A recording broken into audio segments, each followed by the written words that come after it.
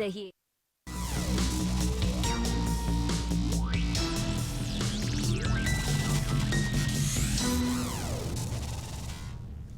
Hello and welcome. I'm Ramesh Ramachandran and you're watching the fifth installment of our special broadcast called Namaste Trump. As always, we will revisit the India-US relationship in all its facets and dimensions, economic, strategic, cultural and people-to-people ties, so that you, the viewer, know what it takes to be on top of the news. Remember, DD India is your one-stop destination for definitive, authoritative and comprehensive coverage of US President Donald Trump's visit to India. All right, let's get started. Joining me in the studio are two very special guests, Ambassador Navteej Sarna and Professor Swaran Singh. The two need no introduction, but just for the benefit of viewers who might not be familiar with them, Ambassador Sarna has a long and distinguished career in the Indian Foreign Service. He served as India's ambassador to the US, High Commissioner to the United Kingdom, and ambassador to Israel. He holds the distinction of also being the longest-serving spokesperson of the Indian Foreign Ministry and is also an accomplished writer and an author to boot. Professor Singh is the chairperson of the Center for International Politics, Organization and Disarmament at the Jawaharlal Nehru University in New Delhi. All right, let's get started. Now, ahead of his first visit to India, President Trump has said that he believes strongly in Indian arts and culture. He said Indian culture is something very special, nothing like it anywhere in the world. Take a listen. I've long been an enthusiastic supporter, and I really believe strongly in the Indian fine arts and culture. There's nothing like it probably anywhere in the world. When the Indian groups came to see me at the Taj Mahal, that to me was a great, great tribute to the Taj Mahal. So many Indians are down at the Taj Mahal. It's just a beautiful sight for me to see. I go to Atlantic City a lot. I love the Taj Mahal. I named it the Taj Mahal because I truly respect Indian culture. Indian culture is something very, very special. Now, Indian students in the US play a significant role in boosting people-to-people ties. The US has recognized and appreciated their contributions in every discipline. An asset to the US, these students contribute to more than $8 billion to its economy.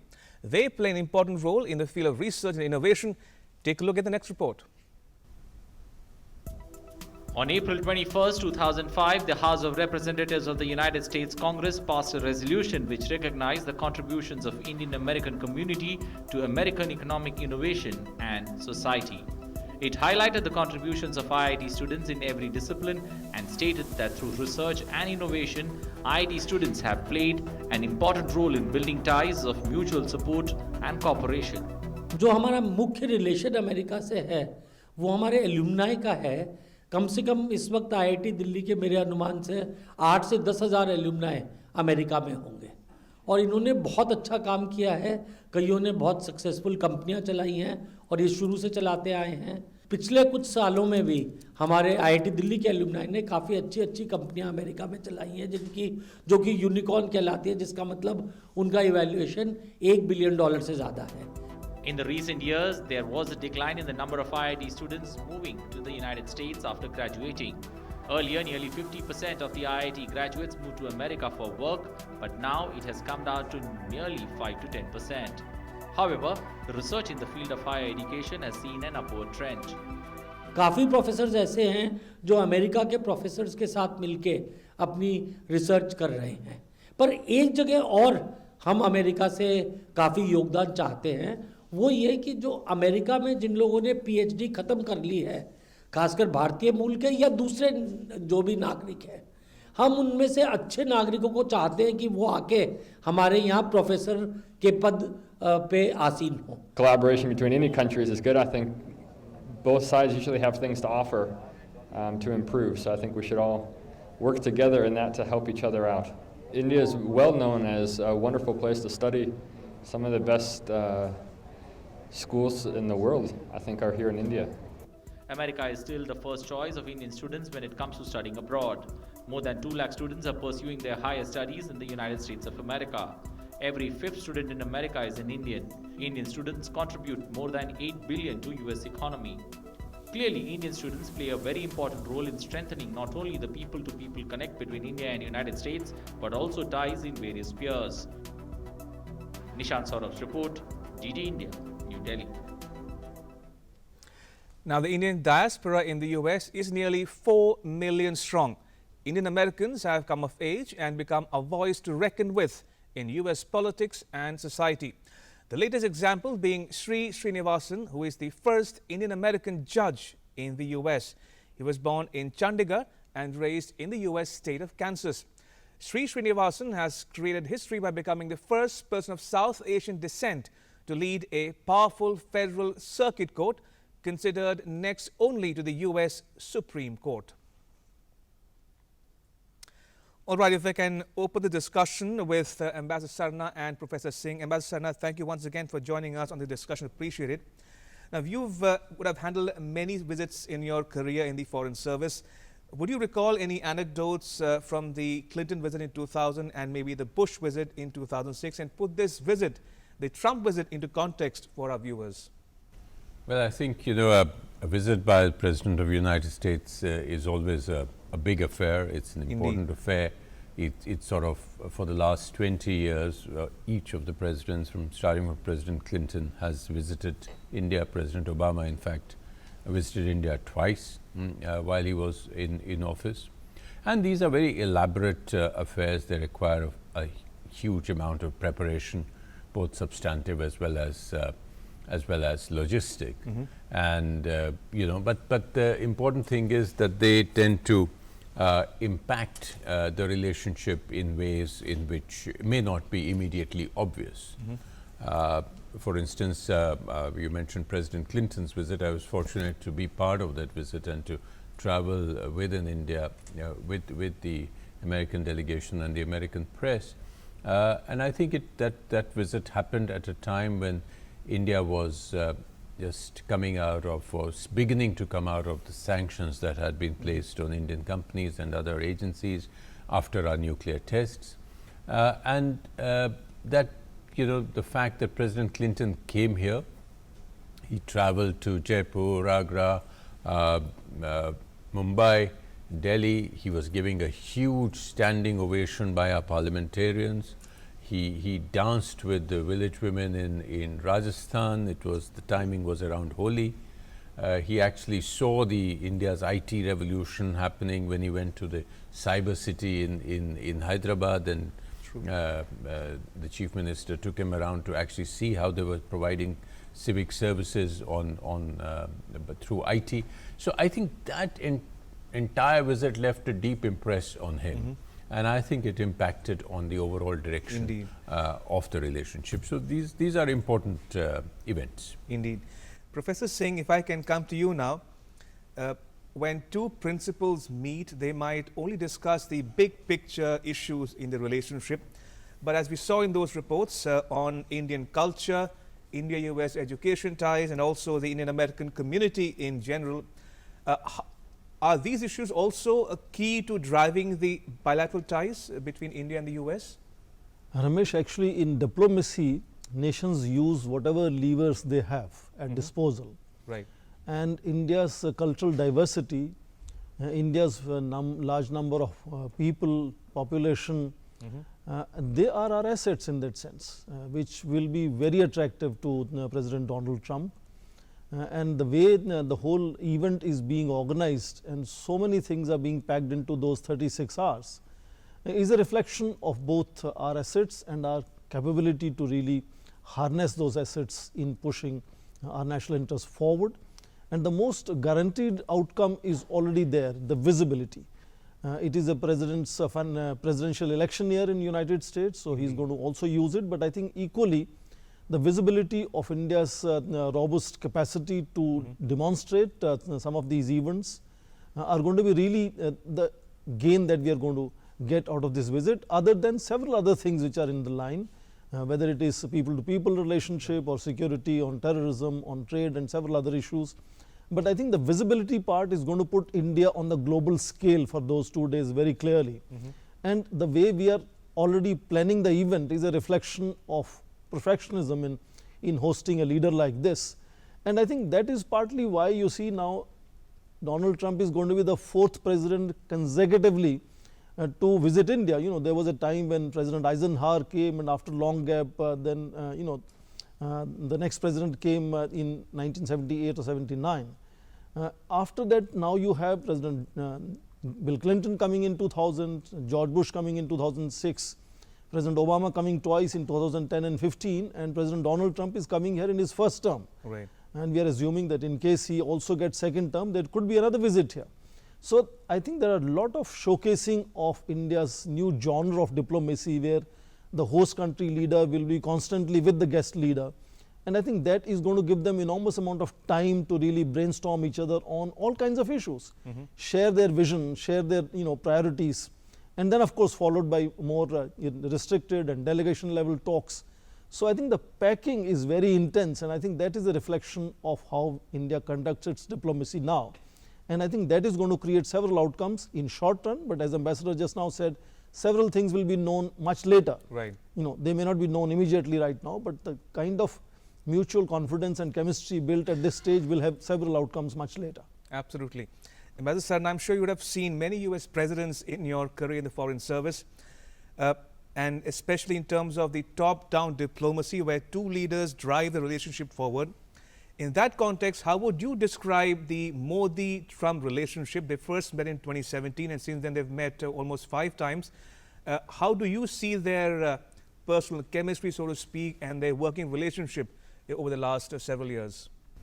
Well, I think President Trump started off his term with a very positive impression both of India as well as of Prime Minister Modi personally.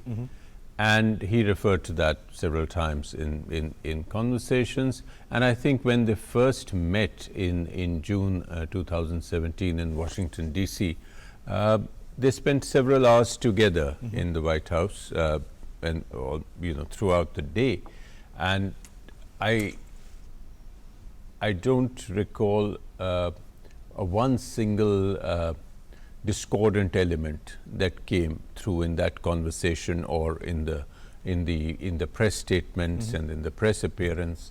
I think that was the best thing to note, that President Trump is not shy of saying unpleasant things to world leaders, and he has said that to most other people. But I think with the Prime Minister, that was an excellent interaction. Of course, there have been certain tweets, etc., later, which have given the impression of a somewhat rocky patch, particularly on trade-related matters. But even now, he says that, in his last statement, he said that when he gave a little negative implication that, on the trade, India has not treated us very well, but I like Prime Minister Modi very much. So, there is that slight dichotomy. There's an excellent personal relationship, which I'm sure will be maximized given this kind of personalized occasion of speaking to a large crowd in Gujarat. So I think that is an important part of the overall relationship. And as you said, this is an administration which has a top-down kind of diplomacy. President Trump has his own sort of impress on U.S. Foreign policy at the moment. It's an unusual approach to foreign policy. It's a transactional approach to foreign policy, but that's the reality. Indeed. Professor Singh, I'll come to these substantive issues in a bit, including trade and defense. But there's no denying that President Trump is in an election year. The U.S. goes to the polls in November this year, and clearly domestic American politics will feature high on his agenda between now and November. In that context, how do you see the evolution of the Indian American community in the U.S.? In your estimation, have they come of age? Have they found a voice of their own in American domestic politics? And does that augur well for India-U.S. ties? I think Indian diaspora has lately become a very strong connect in various partnerships that India's foreign policy has been building. And I think amongst them, most influential Indian diaspora clearly is the one in United States. True. And a good demonstration of that was the Howdy Modi event. 50,000 people, coming together in one city, in one place, and celebrating, two leaders jointly addressing them. So Indian diaspora is not just politically becoming increasingly visible and active. You had now people of Indian origin contesting for nomination for Democratic Party. You have Indian origin people heading top level international multinational corporation in there. You have large number of Indians teaching in various universities, heading various very important programs and departments in universities and research institutions. So the confidence level of Indian diaspora in the United States today is very distinct. And I think that partly the credit must also go to India, the way India has over years decided to engage Indian diaspora abroad, particularly Indian diaspora in the United States. And that has partly come out of the fact that India has really had some much substantial growth rates in last 30 years plus. And therefore, I think the diaspora linkage in becoming a locomotive to promote India's national interests in United States is really an important element of how India has cultivated the diaspora and how diaspora has become increasingly active in pushing India's national interests in United States. So when you have a large gathering in United States in Houston, it gives great visibility to President Donald Trump himself, and of course brings greater visibility to India and Indian leader. And election year being a kind of context in which this visit is taking place, so clearly much of the focus, at least of President Donald Trump, is clearly going to be what is the takeaway for him in terms of gaining traction in local elections, whether it is specific contracts for defense equipment to be transferred to India, whether it is negotiating on trade issues. Clearly the focus will be what is the Rust Belt going to look at, how is India's engagement with United States bringing benefits to the United States. So clearly those elections are going to be clearly in the mind of American interlocutors as they engage India, from President Donald Trump to negotiators downwards from there. Indeed. Sir, I want to pause here and talk about another aspect of the India-US ties. Now, India and the US are negotiating a trade deal. It's a work in progress. My colleague Ajay Mishra spoke to Rabindranath Sachdev, co-founder of the US-India Political Action Committee, or US Impact, for more on the India-US trade ties. Listen in. The US President Donald Trump will be visiting India on 24th of this month. And what is the current scenario of India-US business, and what can we expect on the front of trade deal between the two countries? I have with us a very special guest, Mr. Rabindranath Sachdev, who is currently the president of Image India, and who was also the co-founder of US-India Political Action Committee in Washington, D.C. Thanks very much, sir. First of all, the protectionism is the new buzzword, so to say, and we are also hearing about the current slowdown in the world economy. So how do you see how do you assess the current economic situation when Mr. Trump is coming to India for the very first time? I think it's a huge opportunity. Anytime world leaders meet, and it's an opportunity. And especially we got to understand, you see, Trump is coming to India at the time when he's in the midst of a presidential election coming up. So for him to make this trip indicates it's an important visit for him. It's an important visit for us also. Now, yes, the trends in the world we are seeing are protectionism and other trade wars maybe. But what has thrown another spanner in the whole world scenario is, I think, the emergence of the coronavirus, the unfortunate situation, due to which, the global supply chains are getting disrupted majorly. So what I do see is that both leaders will engage. Both will want to create a win-win for their own countries. Trump will want to create a win for himself, which would be that he has increased American exports to India. He has created American jobs in America due to business with India and such matters. India will want, and Prime Minister Modi will work towards that, how can we get American, let's be honest, we need capital and we need technology, right? So to create the jobs that we need. So Modi ji's focus will be how can we, manage to have more investment from America, more technology from America to India, and how to make in India better and bigger. So I think both leaders will have this outlook, and they're going into that. There's a lot of preparation done by their teams on the ground, and they will be engaging. But yes, protectionism is a challenge. Trump wants to, his thing is make America great again, and here in India we want make in India. But I think relations between US and India are such that we've reached a reasonable mature level, and there can be some potential of, I think, quantum change if both leaders get creative.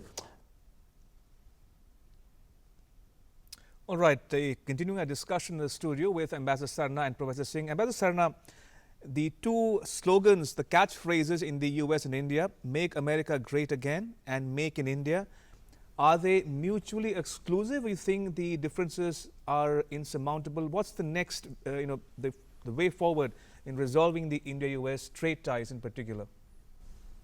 Well, I think the trade issues go beyond the sort of very superficial kind of contradiction that you see in these slogans. I think firstly it's important to say that trade differences between any country with a broad relationship with another are nothing new. They're particularly not new in the India-US context. We've had trade differences, we had IPR differences, we've had various issues in the economic basket, always at odds with each other. But previous administrations have sort of tended to cut the slack on these things and carry on conversations because of larger gains on the strategic security aspects.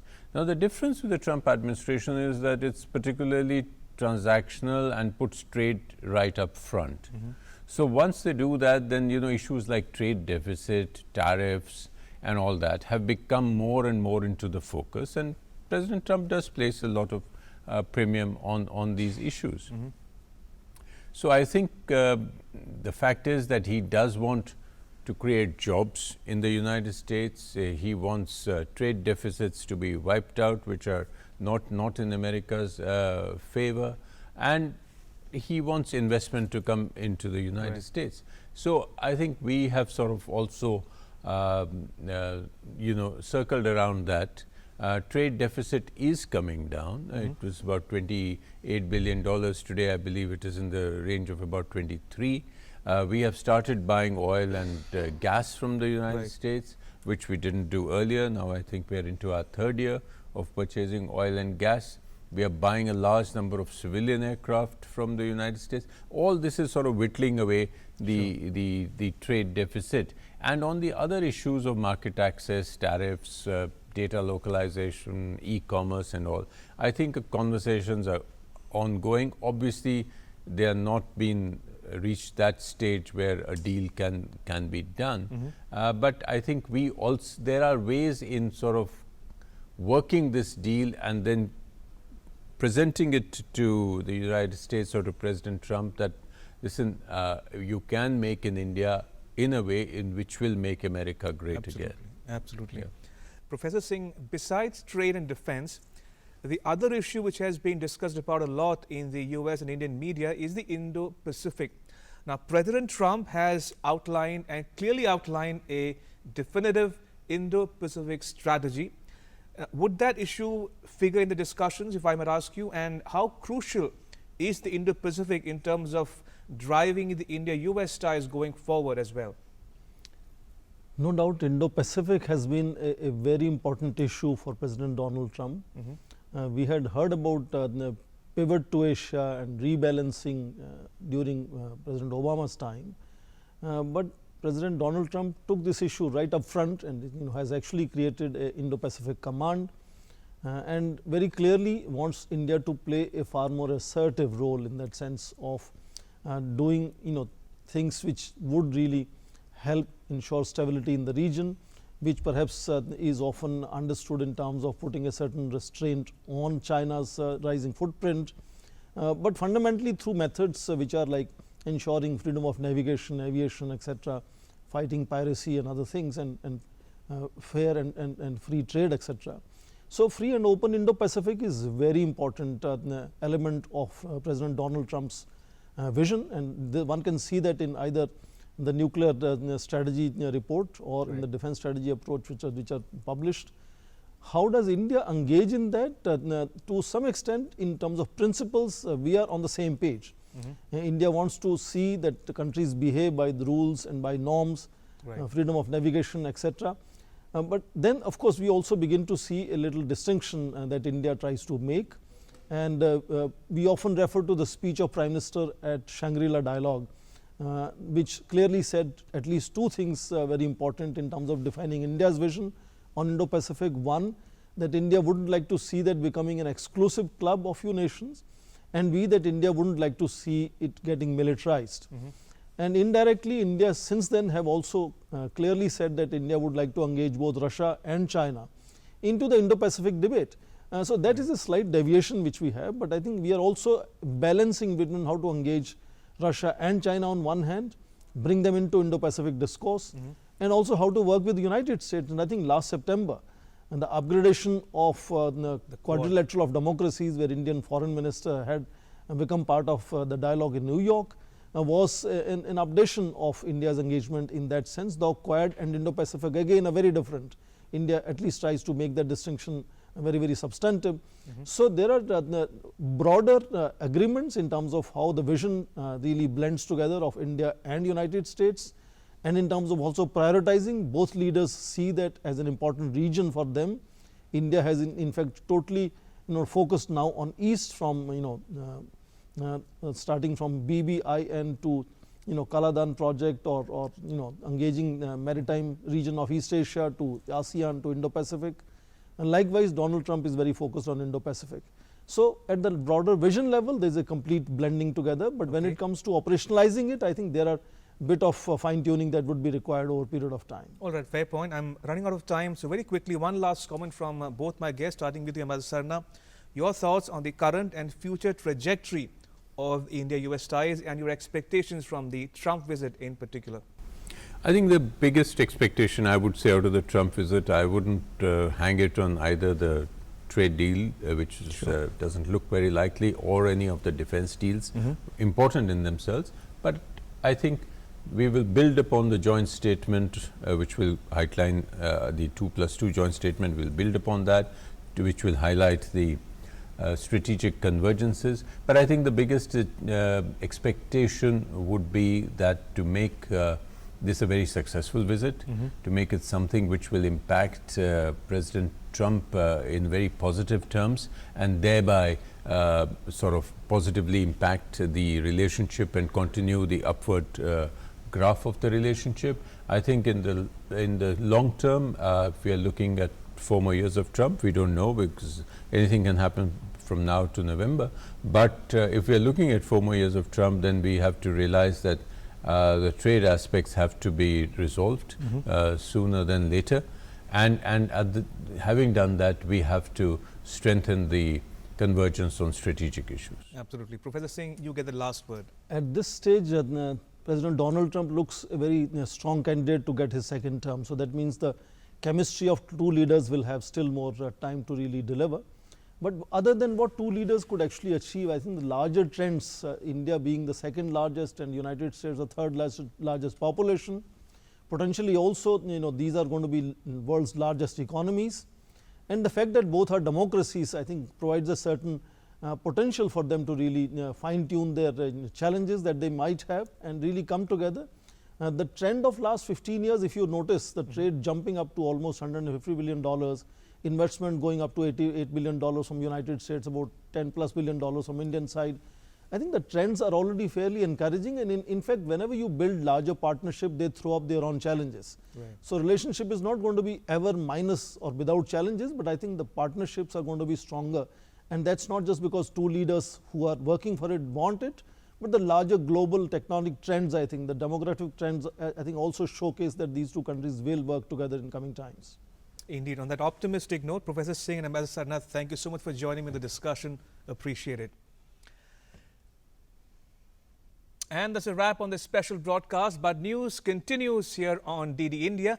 You can catch all the latest updates on our social media, mobile and digital platforms. Thanks for watching. Bye-bye.